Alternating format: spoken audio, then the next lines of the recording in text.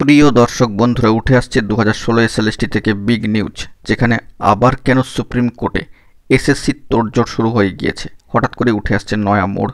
অবশ্যই ভিডিওর মধ্যে সবটা তুলে ধরছি। ভিডিওটিকে শেষ পর্যন্ত ওয়াচ করবেন, কোনোভাবে স্কিপ করবেন না। চ্যানেলটিকে সাবস্ক্রাইব করে নিয়ে সঙ্গে থাকবেন। চলুন কথাবার্তা না বাড়িয়ে আমরা মূল টপিকে ফোকাস করি। বন্ধুরা, নতুন করে আবার এসএসসির তৎপরতা বৃদ্ধি পেল। কার্যত প্রায় 26,000 চাকরি বাতিল মামলায় এসএসসির পর এবার সুপ্রিম কোর্টে যাচ্ছে রাজ্য সরকারও। বুধবার কিছু নথি পেশ করতে চেয়েছিল এসএসসি, তাদের পরে এবার লিখিত যুক্তি নিয়ে সুপ্রিম কোর্টের দ্বারস্থ হচ্ছে রাজ্য।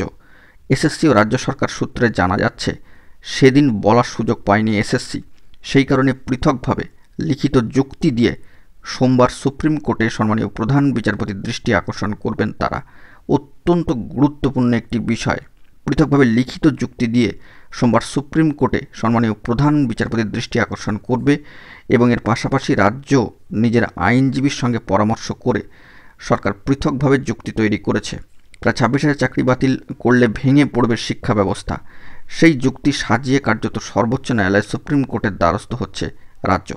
যদিও মামলাকারীদের সম্মানীয় আইনজীবীদের দাবি এটা আসলে মামলাকে দীর্ঘায়িত করার একটা প্রক্রিয়া, তো সেটা এই মুহূর্তে কিন্তু বলা সম্ভব নয়, যেহেতু কিছু লিখিত বক্তব্য পেশ করার সম্মতি রয়েছে বা সম্মতি দেওয়া হয়েছে গতদিনে।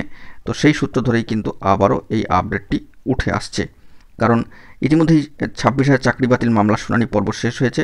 মামলার রায়দান কিন্তু রিজার্ভ রয়েছে।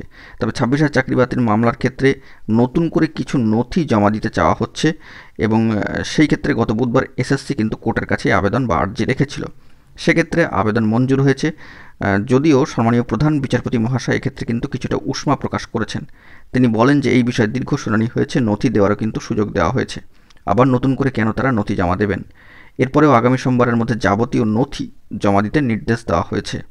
যদিও নথি কি জমা দেবে এসএসসি সেই সদুত্তর এখনও পর্যন্ত কিন্তু মেলেনি। তবে আগামী সোমবার পর্যন্ত আমাদেরকে অপেক্ষা করতেই হচ্ছে। দেখা যাক পরবর্তী ক্ষেত্রে কী আপডেট উঠে আসে। এখন এটুকুই, সকলে ভালো থাকবেন, চ্যানেলটিকে সাবস্ক্রাইব করে নিয়ে সঙ্গে থাকবেন জরুরি আপডেটগুলি পাওয়ার জন্য। ধন্যবাদ।